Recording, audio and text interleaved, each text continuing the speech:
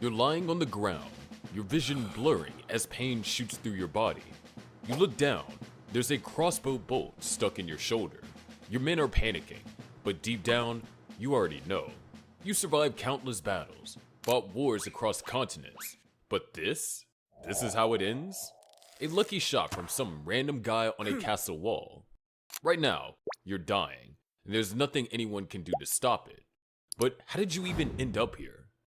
Let's go back 41 years, to the day you entered the world. So you're just born in 12th century in England as Richard. You don't know it yet, but your life is already set up to be a mess.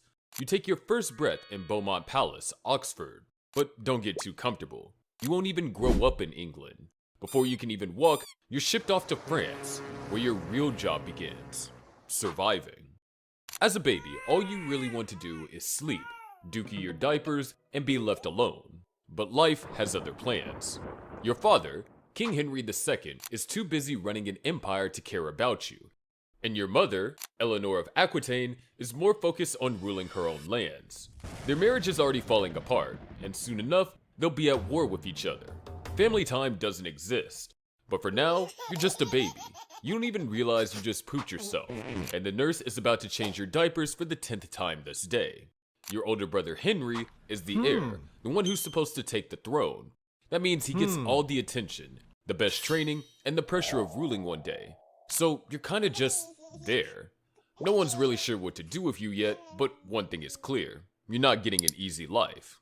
Instead of growing up in cozy English castles, you get shipped off to Aquitaine, a land full of nobles who despise your family.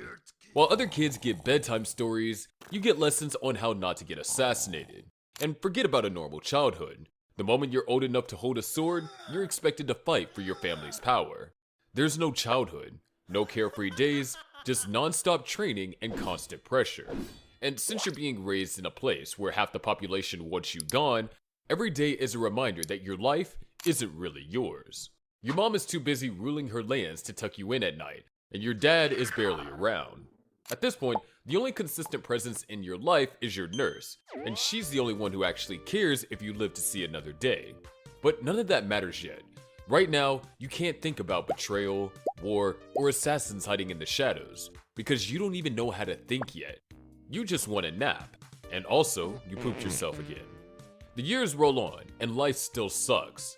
Now that you're old enough to walk, talk, and hopefully stop dookying yourself, the real fun begins. The nobles in Aquitaine already hate your family, and since you're supposed to rule over them one day, they hate you too. Assassination attempts aren't just possible, they're expected.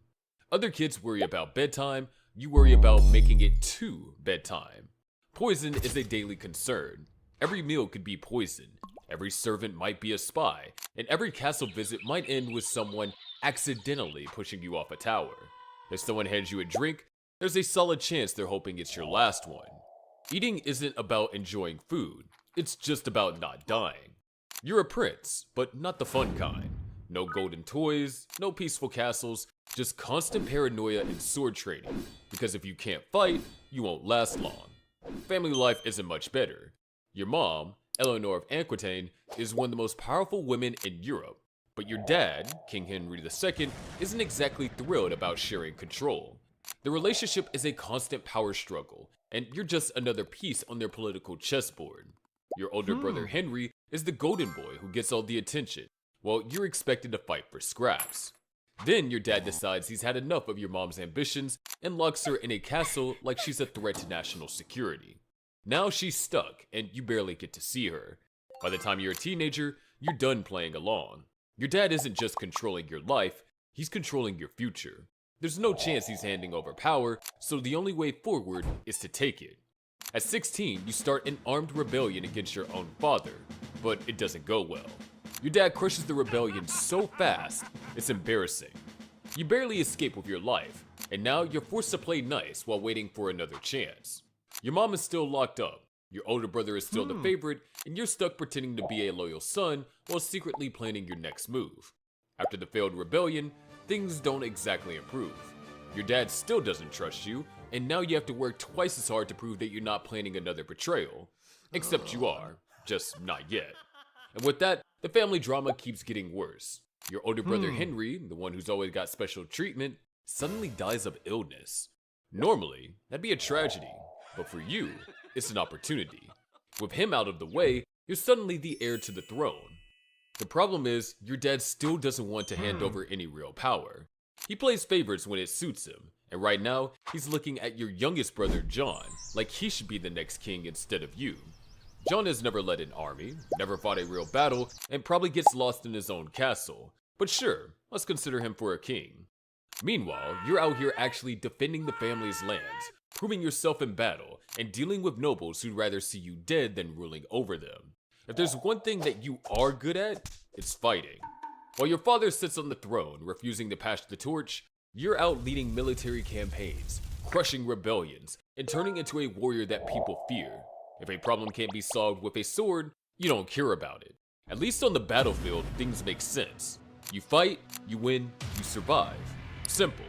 But just when it seems like you're finally in control, life finds another way to punch you in the face. While traveling back from the Crusades, you take a shortcut through enemy territory, expecting a quiet trip.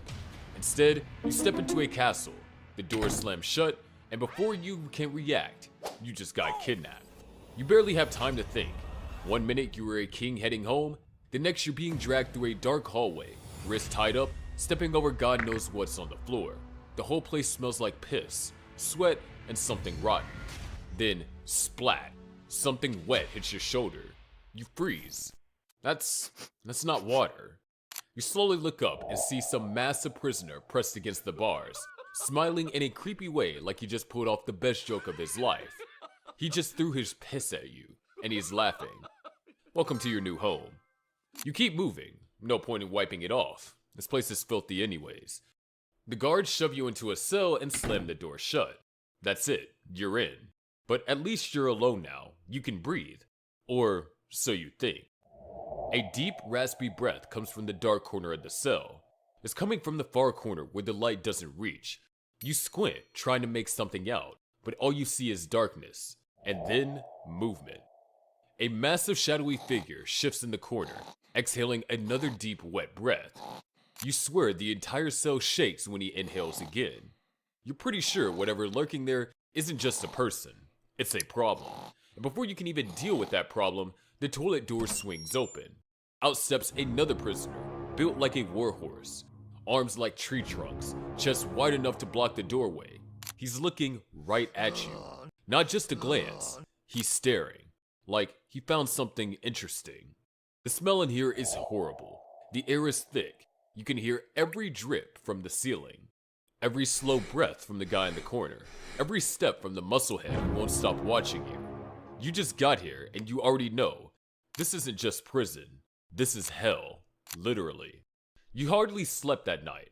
Not because you weren't tired. You were. But with someone snoring in the corner, musclehead chewing on a rat, and something sketchy dripping from the ceiling, there was no way you were getting any sleep. And then, just when your stomach growls loud enough to get their attention, the guards bring in food, if you can even call it that. A bowl of what looks like prison slop, but smells like rotten feet. A chunk of bread so hard it could be used as a weapon, and something that might have been meat, but honestly, even the rats are avoiding it. You take a bite of the bread and immediately regret your life choices. This isn't food, it's construction material. You think about complaining, but then you look at the musclehead across from you, happily chewing on his live rat, and suddenly, the bread doesn't seem so bad. Months go by, and your release fee is being negotiated. Being the King of England has its perks, like having people ready to pay a fortune to get you out. But it's not that simple after all. The Holy Roman Emperor, the guy holding you hostage, wants a ridiculous amount of money, the kind of money that can fund an entire war. England's citizens are being taxed into oblivion just to get you out, and let's just say they're not happy about it. After endless back and forth, the payment is finally made. You're free, but don't get too excited. Your life still sucks, because now it's time for your amazing marriage. You marry Berengaria of Navarre, a woman you spend about as much time with as you did in that rat-infested prison. No kids, no real relationship, and no interest. So this marriage is nothing more than a political thing. Then you return to England, but it's not the homecoming you imagine. The payment to get you out has drained the country's wealth, and your people aren't exactly throwing a party for you. Your brother John has been scheming behind your back, and Philip II of France has taken parts of your land while you were in prison. Instead of ruling in peace, you're thrown back into battle, spending the next few years fighting to reclaim what's yours. By 1199, you find yourself outside a tiny unimportant castle called Chalice Chabrol, all because of a petty argument over some hidden gold. It's not even worth your time, but you're here anyway, leading yet another siege.